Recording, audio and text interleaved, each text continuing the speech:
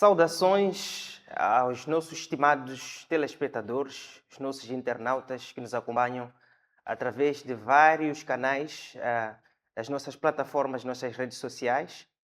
Nós somos o Centro para Democracia e Direitos Humanos e estamos aqui hoje para fazer a apresentação inaugural do programa Business in Human Rights, que é uma tradução direta do Negócios e Direitos Humanos.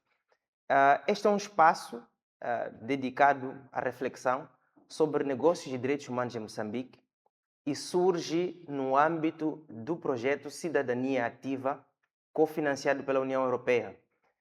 Este é um projeto de ação da sociedade civil sobre a agenda de promoção de cidadania, negócios e direitos humanos nas províncias de Cabo Delgado e Nampula. E hoje nos propusemos a refletir neste programa inaugural sobre um tema que tem que ver com as nossas comunidades. Quando as comunidades dizem não aos megaprojetos. E para nos ajudar a refletir em torno deste tema, em torno deste assunto, nós vamos contar com três convidados em princípio. A senhora Marta Licuco, que nos fala a partir de Cabo Delgado, o senhor Aurélio Capito, que nos fala a partir da província de Tete, e o senhor Júlio Shima, que nos fala a partir da província de Inhambane. Quando ouvimos falar de direitos humanos, democracia, normalmente nós pensamos em eleições, liberdade de expressão ou acesso à justiça. E quando ouvimos falar de negócios, entendemos logo a produção de receitas, de lucro, e dificilmente paramos para pensar no ponto em que estas duas agendas se encontram.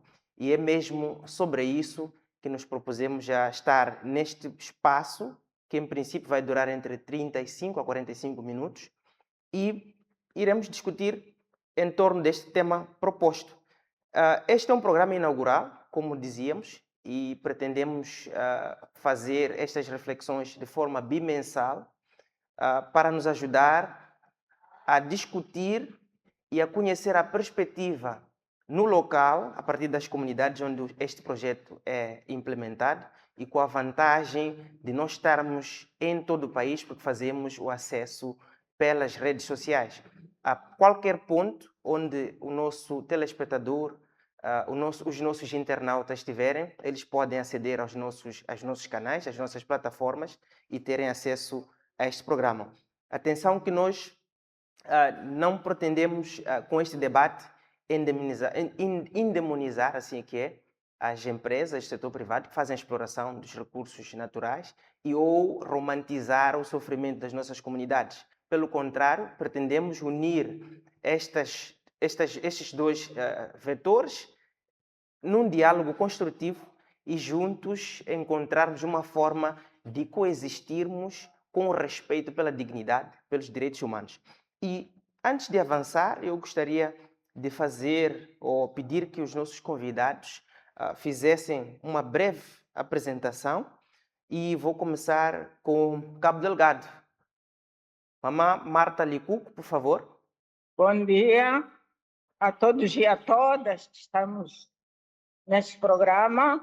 Eu sou Marta Licuco, sou coordenadora executiva da Associação Mulher, Paz e Direitos Humanos, designada por Jumla, mas também coordeno a nível da província um núcleo provincial dos defensores dos direitos humanos. Obrigado, mamã Marta. Iremos voltar a si em breves instantes para fazermos aqui a pergunta inaugural para começarmos a nossa conversa. E de seguida temos o senhor Aurélio Capito, que nos fala a partir da província de Tete. Muito obrigado. Chamo-me Aurélio Marcinho Soares Capito. Sou o diretor executivo da UREMO, que é a Associação Organização Esperança Moçambique. Estamos sediados na província de Tete, distrito do Matice.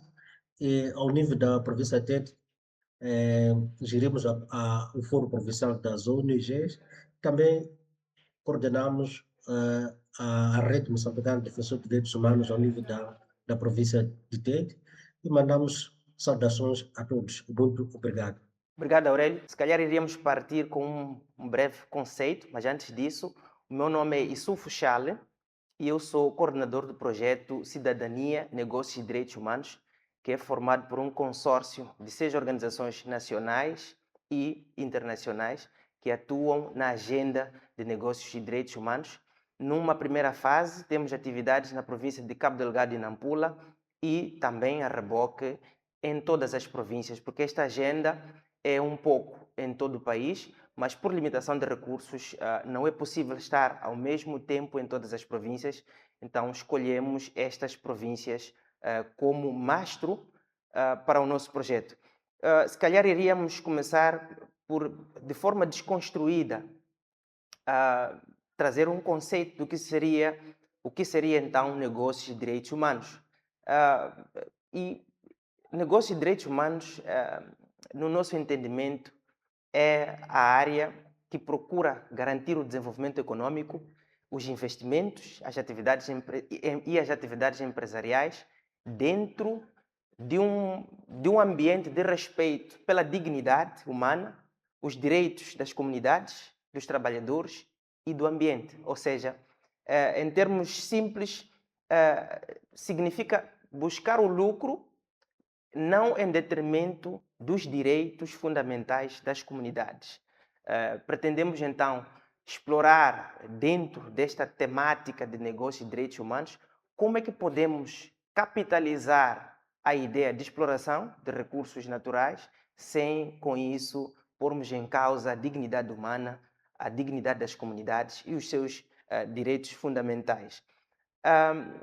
E é importante também, antes de avançarmos, dizermos que quando falamos de impactos empresariais, é importante recordar que estes impactos não afetam as comunidades da mesma forma. Nós temos jovens, mulheres, cuja percepção, cujo impacto da exploração não responsável vai atuar sobre diferentes formas. Então, este espaço também procura refletirmos em torno de como é o impacto de uma comunidade que há exploração de recursos naturais sem respeito pelos princípios fundamentais de direitos humanos, pela dignidade, e como é que estes aspectos afetam especificamente a mulheres, jovens e também pessoas com deficiência, por serem grupos socialmente vulneráveis.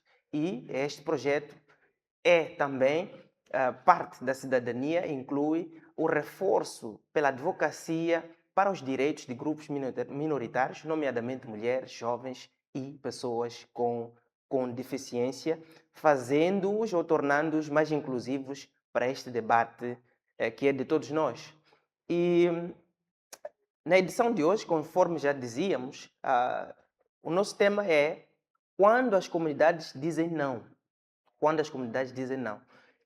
Que estratégias para a mitigação das tensões entre empresas e comunidades? E em várias regiões do país nós assistimos ao crescimento da exploração de mineração, energia, gás, agricultura comercial, entre outras atividades relacionadas a grandes investimentos e a exploração de recursos naturais. E não há dúvidas que muitos destes projetos trazem a ideia de desenvolvimento, de crescimento econômico e também algumas oportunidades, mas também trazem alguns desafios que passam por tensões relacionadas com terra, com reassentamentos, a questão do acesso ao emprego e as compensações daquelas famílias, daquelas comunidades que, em nome do interesse nacional, são afastadas de uma certa área com promessa de uma compensação que, a princípio, se apresenta por justa.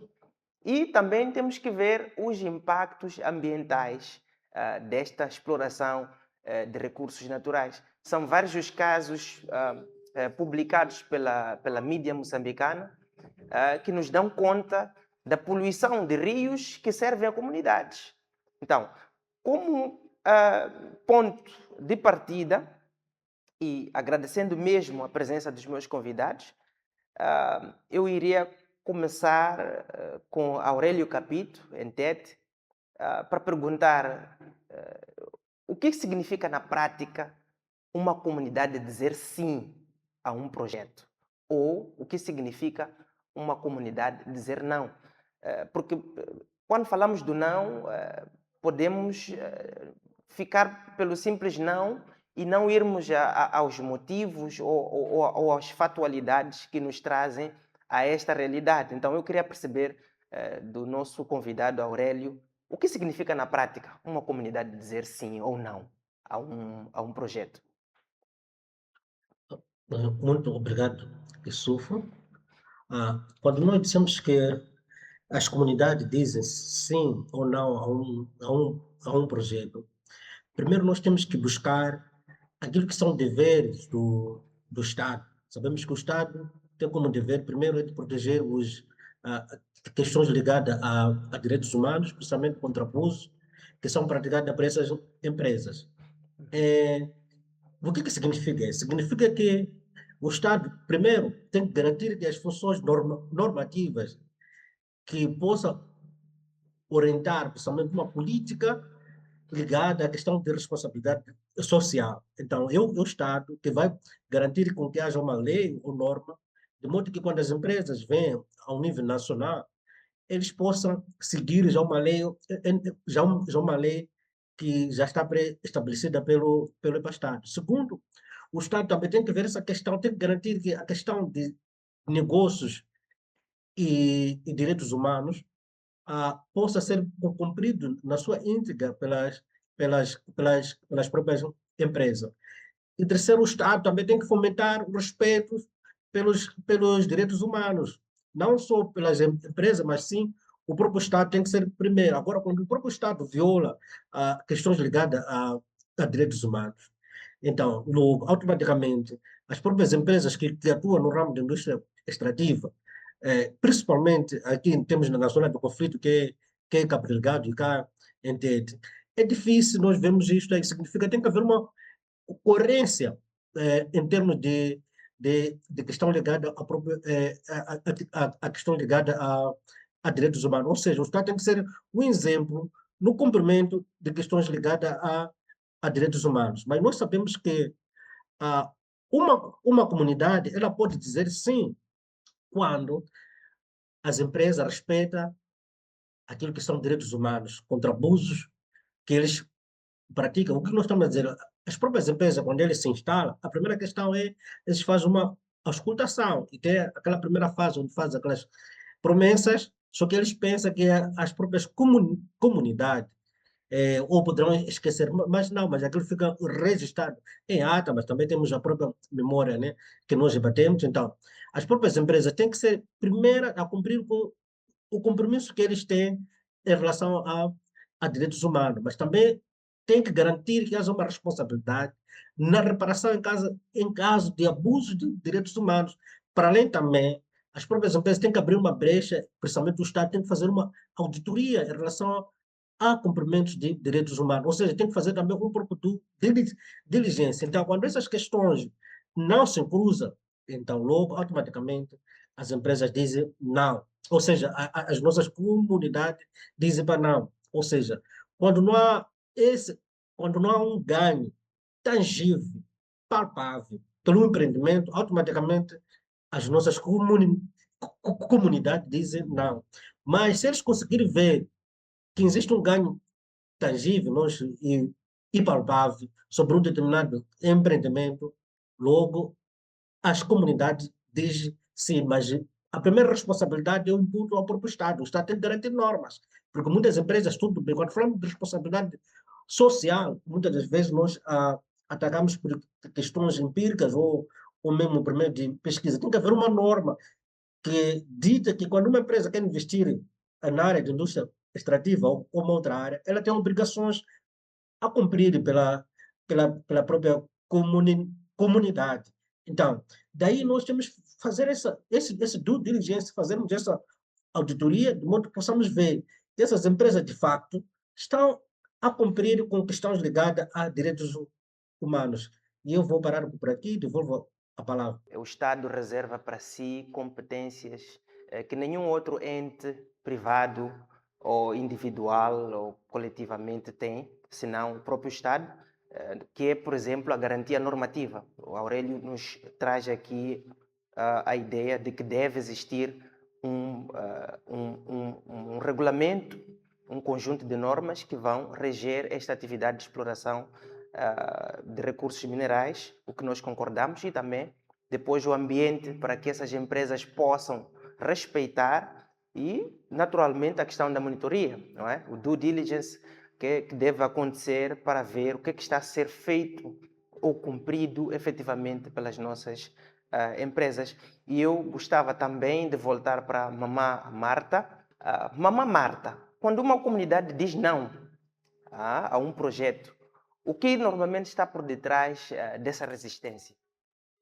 As comunidades dizem não porque logo de princípio não foram envolvidas. Ora, vejamos, o não é não de expressar frustrações. Ora, vejamos, as comunidades perdem terras. Como disse o colega aí, compensações não são justas, não têm meios de vida, são excluídos em termos de benefícios. E não só, mesmo a questão dos impactos ambientais, a questão da poluição, erosão, tudo é deixado assim mesmo. E nós temos aquela obrigação, aquele papel de nós podermos fazer a monitoria. Mas em algum momento, como o colega disse, não está nada fácil. Portanto, a questão do não é mesmo de frustrações. Exatamente. Exato. E Cabo Delgado... As empresas não respeitam as comunidades, não observam os direitos humanos. Nós encontramos que as empresas têm 3 empresas de segurança. Temos da empresa, temos públicas, temos privadas, e todas essas não respeitam aqueles direitos das comunidades. E isso parte do princípio, no momento das concessões. Porque se no momento das concessões existisse aquela consulta prévia informada, as populações com direito de veto, aí sim, porque as comunidades poderiam analisar o que a empresa traz, e depois, se não concordarem, eles também haviam de pôr lá as suas condições e chegava a um acordo. Mas isso não existe, a comunidade só recebe e só assiste. De que há uma empresa aqui, mas não existem aqueles protocolos, aqueles, como posso dizer, aqueles que são acordos comunitários. Não existem. E por isso não tem capacidades de negociar. Estou a falar de diálogo prévio e vinculativo, né? Não tem capacidades de negociar no momento de licenciamento. Os contratos públicos que ligam esses investimentos também é outro assunto. Exatamente. E Cabo Delgado tem vivido experiências intensas sobre a questão relacionada com recursos naturais, sobre vários aspectos. Que lições podemos tirar da importância da participação comunitária desde o início dos projetos? A importância que nós podemos tirar da participação comunitária, primeiro, são os donos da casa. Há obrigatoriedade de que eles participem. Por outro lado, também, a comunidade que conhece aquelas terras, a comunidade deve saber o que vai acontecer, como vai acontecer, quais são os seus benefícios. E quando conhecem tudo isso, a comunidade está lá dentro. Estando lá dentro, vai saber quais são os seus direitos. E se esses direitos não forem respeitados, como é que devem recorrer? Porque o que nós assistimos em Cabo Delgado é que as empresas são mais protegidas do Estado. O Estado protege mais as empresas do que as próprias comunidades. E isso frustra as comunidades. Eu só vou dar um exemplo. No mês passado, estávamos a trabalhar em Mapupulo e na Manhumbira.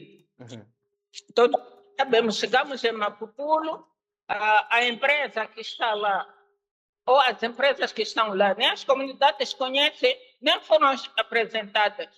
Vamos na Manhumbiri. Na Manhumbiri temos lá a Ruby, Manning, mais outras empresas. O que acontece é que as comunidades não têm nenhum benefício, tá vendo? Não tem nenhum benefício lá. Pelo contrário, são baleadas, são mortas, são perseguidas, saem da área de produção, voltam nas comunidades, fazer disparos lá. E muita gente que está nas cadeias de Montepuez são garimpeiros artesanais, tá vendo? Que em algum momento seria um assunto que pudesse dialogar. Segundo a comunidade de lá, diz que a empresa só vai dialogar quando a produção não está a sair, que é para poderem sentar com as lideranças lá, fazer aquelas rezas tradicionais para poderem eles terem a produção. Mas depois daquela reza, quando conseguem já fazer a produção, já não procuram mais a comunidade. Muito obrigado, Mamã Marta. Iremos voltar assim para mais subsídios ainda sobre a experiência de Cabo Delgado. E eu gostava, mesmo no âmbito da questão das comunidades trazidas pela Mamã Marta Licuco, ir espreitar um pouco a experiência de Tete. Nós sabemos que Tete é uma das províncias também mais marcadas por grandes investimentos mineiros. Quais têm sido as causas de conflito entre empresas e comunidades em Tete, Aurélio Capito? Dizer uma das grandes causas que temos assistido nos últimos dias está muito ligada a questões de compensação, questões ligadas a terras, questões ligadas aos próprios assentamentos e também questões ligadas ao acesso de emprego. Como eu dizia antes, que uma das questões muito, muito grandes, aqui agora, atualmente nós temos 5 assentamentos. Temos o assentamento de 25 de setembro, Chipanga, Catembe, Mbosa, e temos o assentamento de Nhamitsatsi.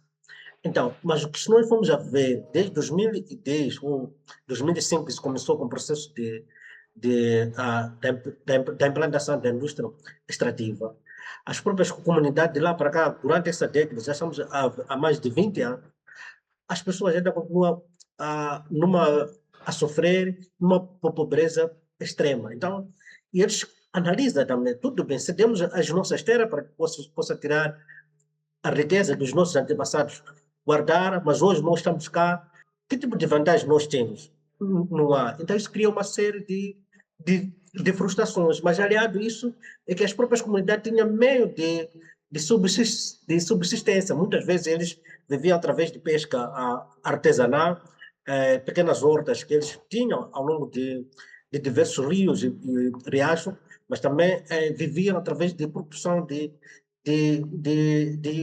tijolos locais aqui. Então, mas as empresas foram para lá, disseram que cedam as nossas terras, cedam as vossas machamba, cedam as vossas casas. E em troca não há nada, tá vendo? Então isso cria uma série de frustrações e como consequência, por exemplo, só vou dar uma pequena análise, só para ver que essas empresas multinacionais, eles não querem cumprir questões de responsabilidade social.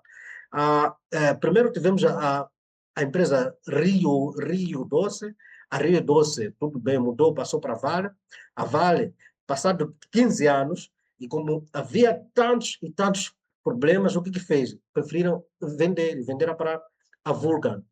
E, atualmente, eu creio também que daqui a pouco a Vulcan também poderá vender ou mudar de nome. Porque há muitos problemas, há muitos processos que estão no Tribunal Administrativo, há muitos processos que estão no Tribunal Judicial da província de Tete, ligados a questões de ressentamento, porque as comunidades perderam as suas terras. E, aliado também a questões de compensação. Eles vão indemnizar alguém que vai entregar a sua machamba, que era um meio de subsistência, pagar uns 2.500, às vezes 4.500. Então é uma situação muito, muito grave. Então isso tem gerado frustração, tem gerado clima de tensão Então, por parte das próprias comunidades e empresas, mas aliado também a questão de envolvimento, inclusão, ou seja, a participação das próprias comunidades locais na definição daquilo que são prioridades em termos de desenvolvimento.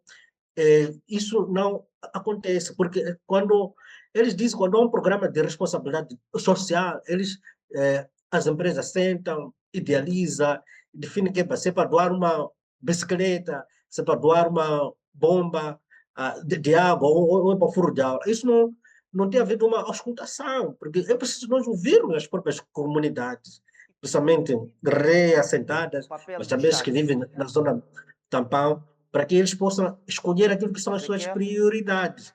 Então, isso tem gerado uma frustração muito grande e gerado vários conflitos por meio que nós que estamos a assistir. Sim. E, aliás, também a questão de, nós podemos entrar um pouco na questão do fundo que é transferido no âmbito da indústria Sim, Capito, extrativa. permita-me fazer Sim, uma questão mesmo para podermos explorar mais. Falou aqui da falta de informação, a questão de consulta, que também gostaríamos sim. de ir um pouco a fundo. Mas assim, de forma preliminar, qual tem sido o papel do Estado neste processo? Falou, por exemplo, das compensações, da questão de terras e a definição do valor de compensação. Qual tem sido, na prática e no terreno, o papel do Estado? Na prática, o papel do Estado devia ser mediador, porque o Estado, em condições normais, devia estar no meio entre a comunidade e as próprias empresas. Mas o que nós assistimos é que o Estado está mais ligado com as empresas do que defender aquilo que são interesses das próprias comunidades. Então, por exemplo, para questões de compensação, temos acima de 11 mil oleiros ao nível da cidade de Matice que devem ser compensados. O que fez o Estado? Houve várias auscultações e rondas, na qual eu também participei e dei também a minha sugestão, mas o que nós vimos no último dia, mandaram uma equipa central de Maputo que veio ouvir uma auscultação individualmente para cada um, dizer, de facto, você era oleiro ou não sei lá. Então, significa que, imagina, são 11 mil pessoas, significa que esse processo poderá terminar hoje?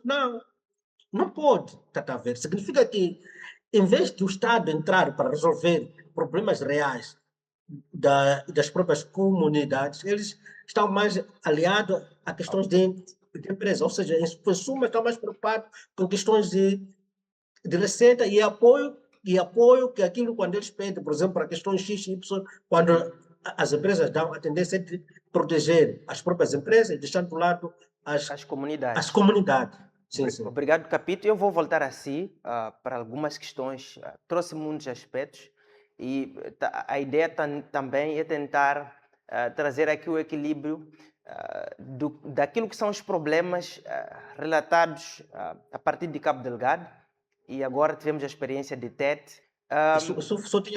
Só tinha mais uma outra questão só para trazer. Por exemplo, no âmbito da construção da linha férrea, que liga a Nacala pela Vale de Moçambique. A linha férrea passou por Malau. Passou por Malau. Significa que a empresa deveria, ao longo da linha férrea passasse, a empresa deveria compensar as próprias comunidades, porque passou por meio de Machamba, etc, etc. Mas, do nosso lado, os valores de compensação que foram pagos foram de 2.500 a 4.500. As pessoas perderam as suas Machamba para ceder, de modo que a linha férrea passasse. Mas, quando foram para Malau, como Malau é um país, entre aspas, a liderança local tem muita força e também intervém. O governo, em vez de ser intermediário, o que disse o governo? Disse que vocês deveriam negociar diretamente com a liderança local e com as próprias comunidades que vão ser afetadas. Então, o que aconteceu? Que em Malá houve melhores compensações do que aqui. Quem é que define os 1.500, 4.500 de compensação, nesse caso? São as comunidades ou o governo? Não. A própria empresa. Porque eu disse que é um pedaço de terra, como diz aqui, a lei pertence, a terra pertence E quais são ao os Estado. critérios? Quais são os critérios que eles alegam para a definição E por isso que desses não valores? existe nenhum critério. Faz uma baixada de 1 metro ao quadrado, por exemplo, de 20 por 20, 30 por 30, então faz algum campo, nós vamos pagar isto. Significa o quê? Que a própria negociação, o Estado que devia fazer, era questão só de intermediar esse processo de negociação e deixar Exato. com que as próprias comunidades e a empresa possam assim, entender esse Exato. processo que aconteceu no Malawi. No Malawi houve melhores compensações, mas do nosso lado não houve para nada. Portanto, Então significa que alguma coisa tem para podemos falhar. assumir que esta falta de melhor compensação tem que ver com a falta de transparência e o modelo de participação das comunidades na definição do próprio valor de compensação. Isto mesmo. Tem uma ideia de quantas famílias normalmente são afetadas em processos como esse? É média, Por mais ou exemplo, menos? em média são de 200 a 400 e tal famílias que são Portanto, é uma afetadas área por esse. extensiva que vai dar lugar Sim, sim. a um investimento público, mas que a compensação deixa a desejar. E como é que esses casos terminam a nível da comunidade? Temos processo, por isso eu disse que a comunidade, quando ouvir isso, meteram processos nos tribunais distritais, aqui ao nível de distrito, meteram as cartas ao nível do governo e os outros meteram ao nível dos tribunais, ao nível da província, mas também quando há os deputados da Assembleia da República, quando vêm aqui na base, as próprias comunidades têm falado sobre esse processo, mas nenhuma coisa acontece, porque também sabemos que os processos ao nível dos nossos tribunais são morosos e as próprias comunidades eles não têm alguém como um defensor para que ele possa levar esses processos avante. Por exemplo, tivemos a situação agora que é a questão de poluição por meio de poeira. Exato. A comunidade ganhou o caso ao nível da província de Tete, mas a empresa, como tem condições, eles acionaram alguns mecanismos de modo que o caso fosse julgado ao nível do Tribunal Regional, ou seja, da cidade da Beira. Então, Em automaticamente, detrimento como que a do tribunal comunidade... local, onde estão lá os visados por aquela poluição. Sim. Como que a comunidade vai se deslocar para a cidade da Beira? O acordo do Tribunal Administrativo foi muito claro. A empresa devia parar com as suas operações, deveria compensar pelo GPTAN, mas a empresa, como ela sabe que a lei sempre tem uma lacuna para questões de recurso, eles acionaram que não estamos de acordo e vamos para o Tribunal Superior, foram para o Tribunal Regional na Beira. Agora, entre as comunidades, quem vai? Eu peço que não perca o seu fio. Queria só introduzir a mamã Marta aqui nesta linha de discussão para perceber que muitas vezes as consultas comunitárias são realizadas com líderes tradicionais e muitas vezes figuras masculinas. Eu não sei, mamã Marta, que impacto tem isso sobre mulheres e raparigas que também são afetadas pelos projetos? Bem, o não envolvimento das mulheres e raparigas, o impacto é maior porque nós sabemos, primeiro, são a maioria, segundo, tem suas especificidades em termos de necessidades. Isso cria um impacto negativo, mesmo na participação, porque quando a mulher e a rapariga não estão envolvidas, só são lá os homens, como sempre tem acontecido. Aquelas que são necessidades das mulheres aí não são observadas. Porque nós sabemos que nessas áreas de extração mineira, as mulheres, a questão das machambas é mais para as mulheres. Água é mais para as mulheres. E são áreas, em algum momento, impedidas. E elas percorrem distâncias para ir buscar água. Mas se elas fossem envolvidas, nós achamos que seria a primeira condição elas a colocarem lá. De que o que nós queremos água por perto, queremos maternidade por perto, queremos nossas machambas, mas em áreas produtivas e perto. Então, isso cria um impacto maior nas mulheres, quando elas não são envolvidas, porque Os homens, sim, estão lá, mas elas não sabem quais são as necessidades específicas das mulheres, porque só elas é que sabem. Por exemplo, nós vamos ver, existe aqui centro de reassentamento na Manhumbir. Uhum. Não tem água, não tem energia, não tem vedação, não tem nada, não há privacidade nenhuma. São situações que não são observadas porque não são envolvidas as mulheres. E no caso que eu estou a referir na Manhumbira e no Mapupulo, nem os líderes comunitários foram envolvidos nas consultas comunitárias.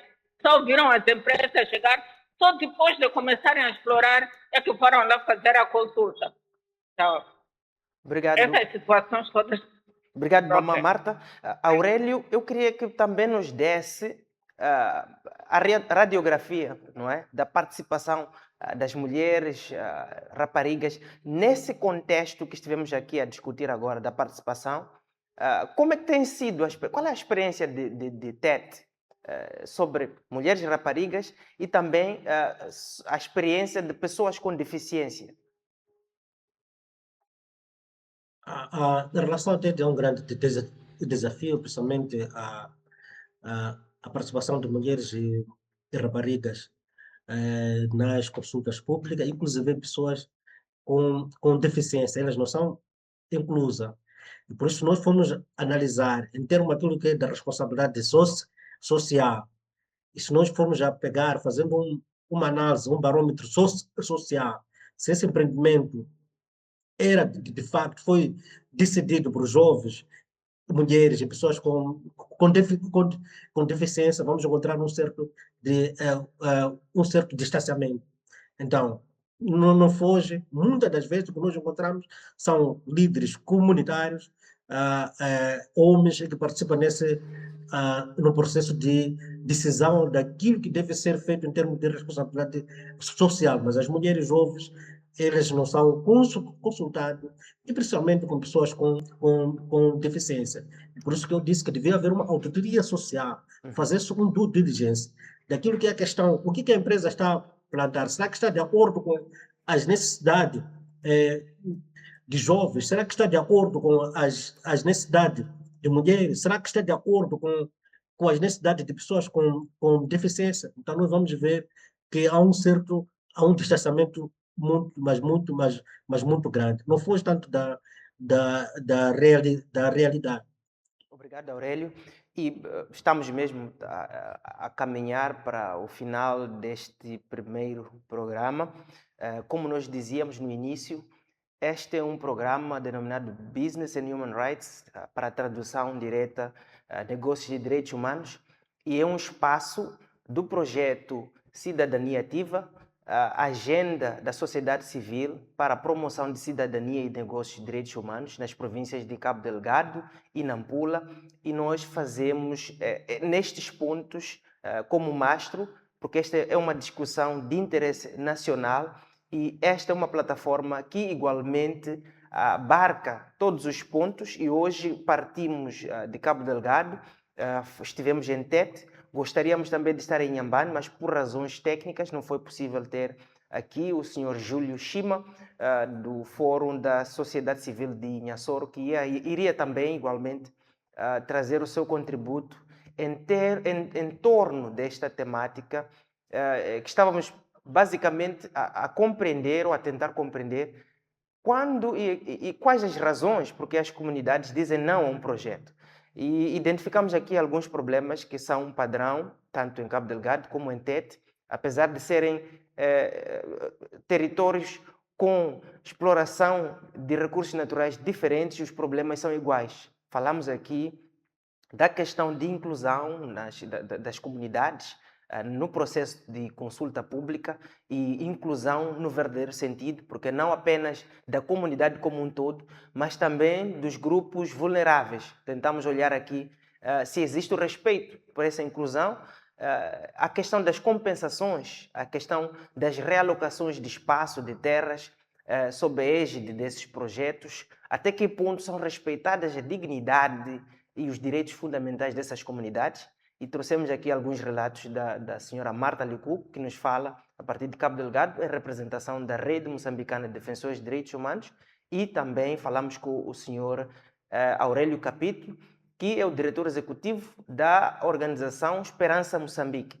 E para irmos ao segundo ponto, que é também o capítulo final deste nosso primeiro programa, nós gostaríamos de saber de forma concreta, podemos começar mesmo com Júlio, quais medidas podem ser tomadas não é, antes que se transformem em crises? Como é que nós podemos mitigar esses problemas que estivemos aqui a relatar? Um dos primeiros é que as empresas devem respeitar,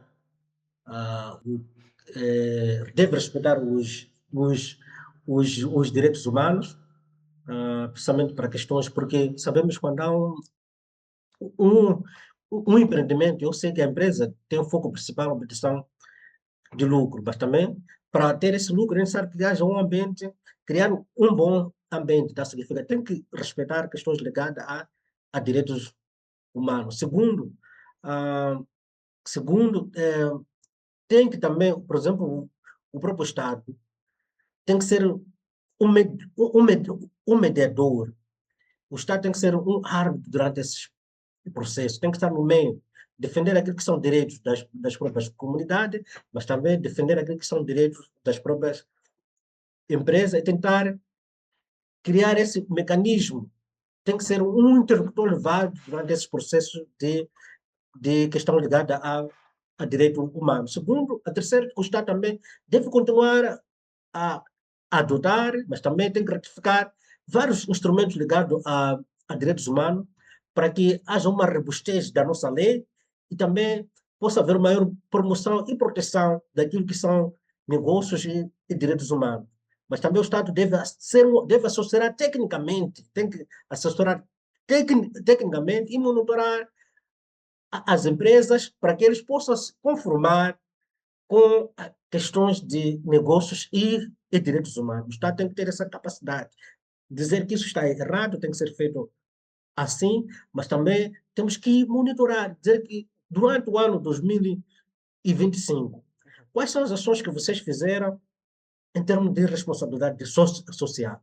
Será que isso está de acordo com aquilo que é as necessidades da base? Será que aquilo está de acordo com aquilo que são as necessidades dos jovens? Será que está de acordo com as necessidades dos homens? Será que está de acordo com as próprias necessidades de pessoas com deficiência? Então, o Estado tem que monitorar.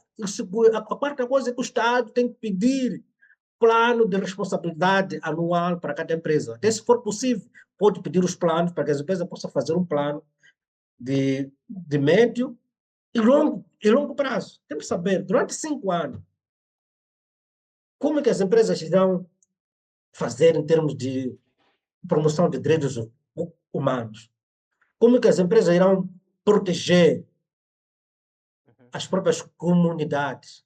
Quais são os mecanismos que vão maior protagonismo para a usar? defesa de negócios de direitos humanos? A Aurélio Capito sente que a presença do Estado faz sentir nos pontos em que, nas comunidades em que existe a exploração mineira na província de Tete? Não se faz sentir, porque o Estado está mais inclinado para defender aquilo que são interesses das próprias empresas. Então, não está mais preocupado de defender interesses das próprias comunidades. Por isso, eu estava a dizer que, em termos de suma, é preciso que o Estado possa ser um mediador onde vai assessorar tecnicamente e monitorar as empresas, mas também vai assessorar as próprias comunidades para que eles possam saber quais são os seus direitos e deveres em relação a esse empreendimento. Então, é o papel do próprio Estado. Ele tem que estar no meio, tem que ser um interlocutor para defender de ambas partes, quando tem que ser uma espécie de um árbitro, onde, quando as empresas estão a falhar, o Estado tem que dizer lá, não, este ponto vocês falharam. Quando as comunidades estão a falhar, tem que dizer, não, vocês estão a falhar, estão à margem da lei. Então, esse que é o papel do Estado, não estar a defender interesses, só estar preocupado com o pagamento de impostos, receitas, ou estar preocupado para pedir apoio às próprias empresas e deixando do lado as comunidades. Então, a empresa deve crescer e as comunidades também devem crescer. Então, o papel do Estado é ser Mediador. mediador. Muito obrigado, Aurélio. Mesmo nos minutos finais dessa nossa interação, eu iria passar para Marta Licuco e para também fazer a mesma pergunta. Que medidas acha que deveriam ser tomadas de foro imediato para que pudéssemos mitigar esses problemas que estivemos cá a relatar, ligados à participação, à má compensação e até à falta de compensação das comunidades que foram afetadas pela exploração de recursos naturais nas comunidades em Cabo Delgado? Primeiro, dizer que, comum com aquilo que o meu colega acabou de dizer, é o que de facto acontece, porque o Estado está fragilizado porque nas multinacionais temos os nossos líderes como acionistas. Essa é uma grande fragilidade que nós encontramos, razão pela qual o Estado não faz aquele que é o seu papel. Mas para podermos mitigar essas situações, primeiro, estrategicamente, é necessário o diálogo prévio e vinculativo, onde as comunidades têm capacidade de negociar, criar protocolos e a representação de mulheres e jovens. Vamos aos acordos de impacto de benefício. É necessário também que liguem esses investimentos das empresas com o desenvolvimento comunitário. E esse fundo deve ser gerido pelos comitês mistos. E devem também existir a questão dos mecanismos de queixa. Esses mecanismos de queixa não podem ser geridos pelas empresas, como está a acontecer, por exemplo, na Manumbi. A empresa criou seu mecanismo de queixa que não funciona, que a comunidade acabou desistindo porque os seus problemas não serão ouvidos nem resolvidos. Por outro, também a questão do reassentamento por restituição de meios da vida.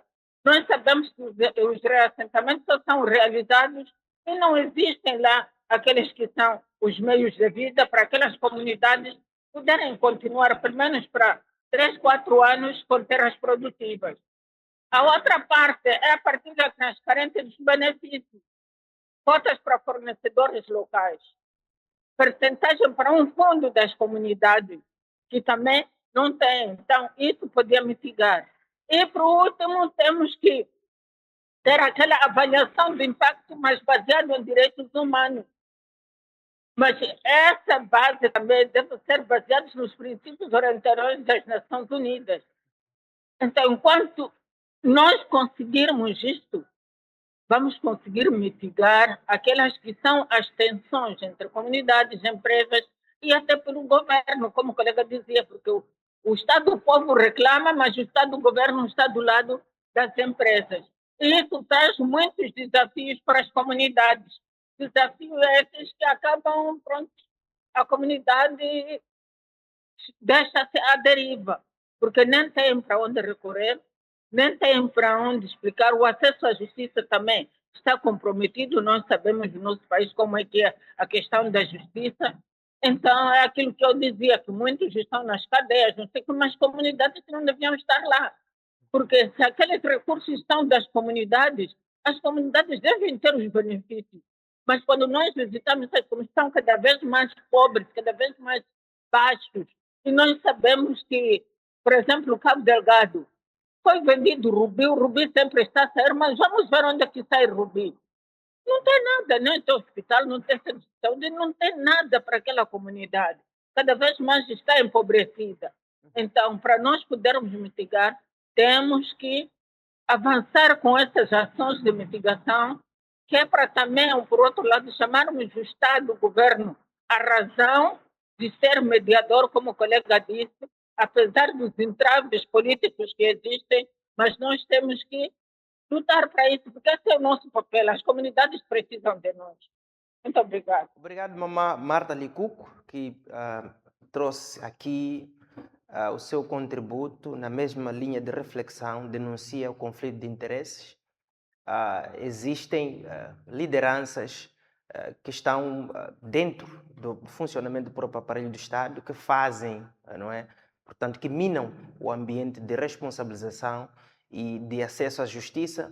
Portanto, são estas as principais linhas de desafios que deveriam ser olhadas como um todo para que pudéssemos ter um ambiente diferente de respeito pela dignidade das comunidades e também defende que deve sim, igual ao Aurélio, que deve haver uma espécie de auditoria social, tentarmos de forma lúcida irmos medindo quais são os avanços das comunidades em que existe a exploração mineral. E mesmo a terminar, Aurélio Capito, em 30 segundos, como é que acha que Moçambique pode garantir que os seus investimentos tragam prosperidade, sem deixar para trás as pessoas que vivem nos territórios onde essa riqueza é gerada? Eu tiraria algumas lições. Primeiro, nós temos que aprender com os nossos erros do passado. Moçambique já não é um país que questões de ressentamento, indústria extrativa é uma coisa nova. Já estamos há 20 anos e já bebemos muito. Então, significa, com os erros do passado, nós temos que aprender para melhorar a gestão ligada a negócios e direitos humanos, principalmente questões de defesa e promoção de direitos humanos ao nível das próprias comunidades. E como última recomendação minha, eu diria que é preciso criar uma comissão ao nível nacional, ou seja, uma comissão independente que vai tentar gerir, embora nós já temos, ou seja, ou mesmo pode-se pegar a Comissão Nacional de Direitos Humanos, para que ela possa entrar mesmo, exercer aquilo que é a sua função em pleno na promoção e defesa de direitos humanos, mas também ver essas questões de violação de direitos humanos ligadas às comunidades e tentarmos resolver de uma vez por todas os, os, os, os problemas ligados à indústria extrativa. É possível, pode-se fazer um mapeamento, vir aqui um mês em relação à província de Tete, mapear, quais são os problemas. Temos problema XXY. Em Marara, quais são os problemas? Temos estes, mapear e tentamos resolvermos de uma vez toda para que as próprias comunidades possam sentir que de fato valeu a pena nós termos entregue as nossas terras, valeu a pena termos tido a Vulcan, valeu a pena termos tido a Jindal, valeu a pena termos tido a Minas Benga, valeu a pena termos tido a Minas Rovube, termos tido a Etastar, valeu a pena termos tido a Condesmaia. Daqui a pouco nós vamos embora. E a nossa geração, o que nós iremos falar? O que vamos deixar para eles? Buracos? Problemas ambientais? Poluição? Permita-me, Capito, fazer uma pergunta de insistência dentro do que disse. Sobre esta comissão, seria, portanto, uma outra organização detida pelo Estado? Ou qual seria a natureza, mais ou menos, de composição desta organização? Independente. Okay. Tem que ser uma comissão independente. Podemos incluir Estado, os membros da sociedade... organização da sociedade civil. Não, tem que ser a sociedade civil, líderes religiosos e pessoas influentes que não vão estar ligados a Estado e a nenhum partido. Então tem que se criar essa comissão que vai velar para a questão de indústria extrativa e essa comissão só vai prestar conta, por exemplo, ao Presidente da República. Não pode haver mais outros intermediários aqui. Para que o Presidente da República ele possa ter relatórios reais, de facto, o que está a acontecer em cada província ligado a questões de mineração.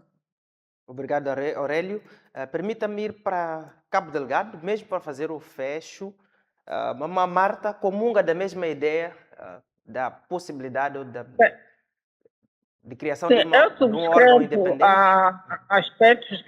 Subscrevo os aspectos que o colega disse, não sei se está a ser uma coisa que está a interferir aqui, mas a verdade é que nós, como sociedade civil, através desta plataforma, podemos fazer um mapeamento dessas situações todas, acesso à justiça, benefícios, mecanismos de queixa e por aí fora.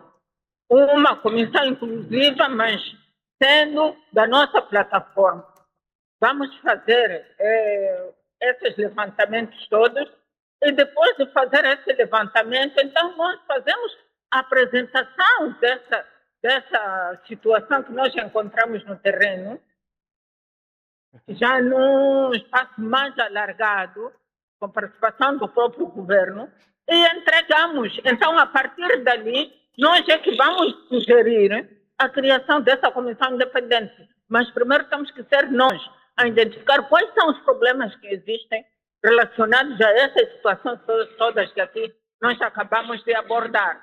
Porque mandar dizer só que uma comissão criada pelo governo vá para lá é aquilo que nós assistimos. Foram aqui assassinados 13 pescadores e a Comissão Nacional dos Direitos Humanos disse que não tem prova. Muito- Não sei se estão a perceber uma comparação que eu estou a fazer. Percebo, E mamã vem Marta. dizer ao público que não tem prova, mas são 13 pescadores que foram assassinados em Mucima da Praia pelas Forças de Defesa e Segurança. Exato. Mas a Comissão Nacional, que devia se posicionar, disse que não tem provas. Então, primeiro o trabalho de base deve ser nosso e fazemos o lançamento desse nosso relatório com a presença do governo, entregamos ao governo e nesse relatório, então, nós sugerimos a criação dessa equipe independente para fazer a monitoria. Essa que era a minha Obrigado, proposta. mamã Marta Licuco, que a partir de Pemba, Cabo Delgado, nos trouxe aqui a reflexão e as propostas de quais seriam os caminhos para mitigarmos este impasse entre comunidades e empresas que exploram, fazem a exploração de recursos naturais naqueles pontos. Nós comungamos de algumas ideias, mesmo veiculando, são várias as matérias que nós trazemos nos nossos boletins, que são evidências de casos de exploração de recursos minerais que não respeitam aquilo que são os direitos humanos, direitos fundamentais e as dignidades das nossas comunidades. Há, no meio disso, muita atrocidade que é cometida, e sentimos aqui uma certa animosidade, uma certa falta de vontade política dos órgãos que deveriam fazer o acompanhamento desses casos e resolver esses casos. Mesmo a terminar, a mamã Marta trouxe um caso que é emblemático, foram feitos várias denúncias sobre esse assunto. O CDD fez uma insistência, inclusive seguimos os meios legais para denúncias, mas até aqui não tivemos respostas que achamos ou entendemos serem proporcionais à medida, ou seja, às evidências apresentadas em sede da violação de direitos humanos, neste caso em particular. Mesmo a terminar, dizer que as comunidades não são obstáculo ao desenvolvimento, elas são parte dela. A participação efetiva dessas comunidades reduz os conflitos, mas não é suficiente. Deve haver, para além da participação, um canal aberto, contínuo de diálogo, porque vão surgir problemas a meio da exploração de recursos minerais, vão haver situações entre as comunidades e deveria, em princípio, existir esse canal. E que a agenda de negócios e direitos humanos não é uma agenda contra empresas, é uma agenda para as melhores empresas, para as melhores comunidades e para melhorar o desenvolvimento do nosso país como um todo. E é por isso mesmo que existe este projeto, Cidadania e Negócios e Direitos Humanos, que trata desta agenda sobre 3 vetores. Numa primeira fase, que é olhar para as comunidades, não é? E as comunidades, elas têm diferentes necessidades, elas estão circunscritas a diferentes realidades, diferentes necessidades, mesmo em sede da exploração de recursos naturais. E, igualmente, o próprio papel do Estado, que deveria ser regulador e mediador dos conflitos que surgem a meio disso, e depois a relação que se cria entre as comunidades, Estado, comunidades, empresas do setor privado, que são as empresas que fazem a exploração dos recursos minerais nessas zonas, e, por fim, a sociedade civil, que está inserida aqui no meio da comunidade, no meio do Estado e no meio das empresas que exploram os recursos minerais. E esse é o nosso compromisso, de tentar melhorar, remediar as questões de diálogo entre essas 3 ou 4 partes, incluindo a sociedade civil, e fica aqui o nosso compromisso para voltarmos para mais um episódio do programa Business and Human Rights, uma tradução direta de negócios e direitos humanos, e fazemos a discussão de temas que são das nossas comunidades, são prementes ao nosso desenvolvimento como um país, como um todo. Agradecer a Marta Licuco, que nos falou a partir de Cabo Delgado, e ao Aurélio Capito, e também ao Júlio, apesar de não ter conseguido se juntar a nós nesse primeiro espaço. Contamos tê-lo em próximas ocasiões. Muito obrigado e até uma próxima. Eu sou Issoufo Chal e sou o coordenador do projeto Cidadania e Negócios e Direitos Humanos, que é cofinanciado pela União Europeia. O meu muito obrigado e até breve.